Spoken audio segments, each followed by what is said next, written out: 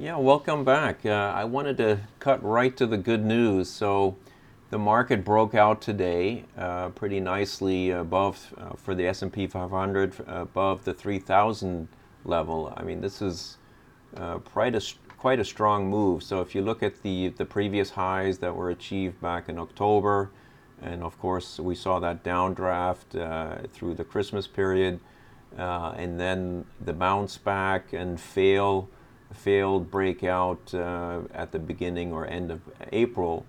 And then we saw the retest again of the moving average, which is the 200-day line. You can see now we have a pretty significant move in the market above the 300 mark. So we got the testimony out of the Fed this week.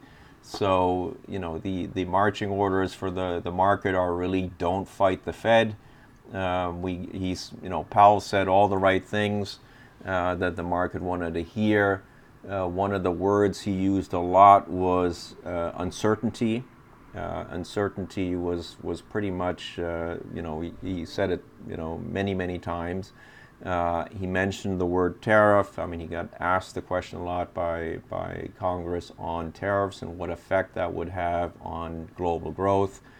Obviously, if you're an exporting nation the way China is, or Germany, or Japan, or many of the European nations, if your primary source of growth for your economy is exports, anytime you have a tariff war that affects global supply chains and is unresolved, this is certainly not good for growth. So it's interesting. We did get some macro data out of the U.S. just in the last couple of days. If we look at CPI, which is inflation, that ticked up. I mean, what the Fed is trying to do here, which is, of course, strange, they're actually trying to create inflation. Typically, the Fed fights inflation. In this case, they're trying to get to their inflation targets. We are, at full employment, you can argue, but inflation is not where the Fed wants it to be, so they've been very accommodative. So PPI came out today. That's what the purchasing managers pay. That also looked a bit higher. So we're seeing a little bit of an effect, we would argue, from the tariffs. Obviously, tariffs are inflationary at some stage because prices go up. And we've also seen an effect from material prices. Oil prices are a little bit higher, and you're seeing that work through into CPI. So what we're watching closely is global slowdown data. China was very interesting. I mean, people are worried about what's going on in China given the tariff warfare. We got some new data for June out of auto sales. China is a massive auto market. They basically account for a third of the global auto sales. If you think about the number of cars, they sell about 26 million cars annually. That compares to about 17 or 18 million in the United States.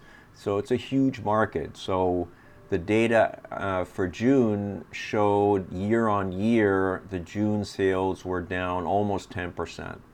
That's quite a drop. So if you look at year to date, they've only sold 12.3 million cars in China so far. That's the weakest they've seen in 4 years. I mean, if you think about urbanization and the growth of the middle class in China, obviously cars are a big part of that, but you also think about things like technology, and pollution.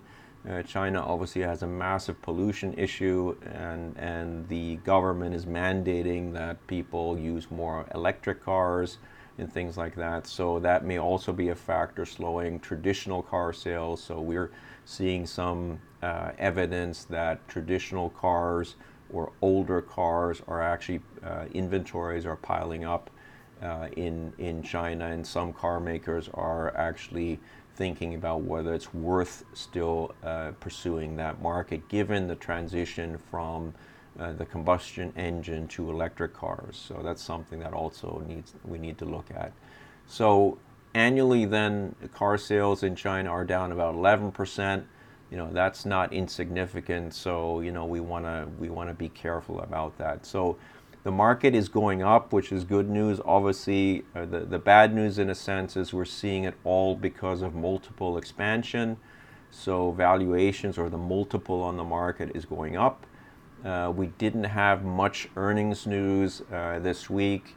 We did get some data out of companies like Costco, where same-store sales were very strong, and they obviously have a pretty robust business model, which is based on recurring revenues. So they're doing very well.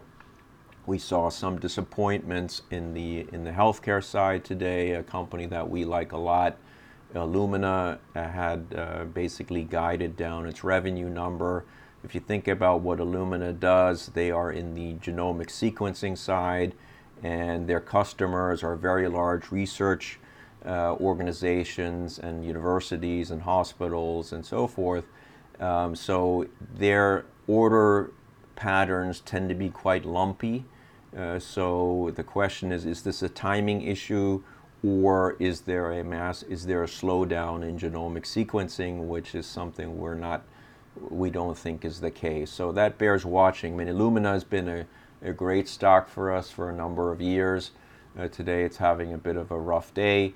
But in general, I mentioned this before, healthcare stocks, I mean, we had some more tweets out of the administration this week, and some pushback by judges and by Congress. Obviously, if you want to change the pricing environment of drugs and the way drugs are priced in the United States, that in the end laws need to be passed by Congress. So look, the president can tweet a lot about drug pricing, but in the end there needs to be consensus on Capitol Hill, and that's not just the Congress but also the Senate, on what to do about drug pricing. So we saw the PBM, prescription benefit managers, rally a bit in the last week. We have some exposure there into companies like CVS that also have a significant purchasing manager. They bought Caremark many years ago, so there's some exposure there. And stocks like United Health had a bit of a rally in the last week because they basically decided that the rebates, that they were not going to force these companies to disclose rebates, and so there's a little bit of a pressure off the middleman in that space. Pharma stocks are still under pressure. It's not. I mean, we're in the election cycle. Drug pricing is a favorite amongst Democrats and Republicans to bash pricing. That seems to be popular with the electorate, but we would argue that this is a good opportunity to be increasing exposure into healthcare, because it's unlikely that our healthcare system will be turned upside down. Even if you think of the worst case scenario for healthcare insurers, that somebody comes in and wants to get rid of the entire private system, that's highly unlikely. If you think about companies like United Health and so forth, they are in bed with the government as well as they have private plans, because many of these companies actually administer things like Medicaid and Medicare as well. So it's unlikely that you'll have an outcome in the United States on healthcare insurance and drug pricing, which is radically different from what we have now. It will change, but it's going to be an incremental change rather than a radical change. So we're staying the course with some of our names in that space. Roche is a company that we own on the pharmaceutical side that is obviously somewhat affected by pricing as well. That's it for me for the week. I'll see you next week. Take care.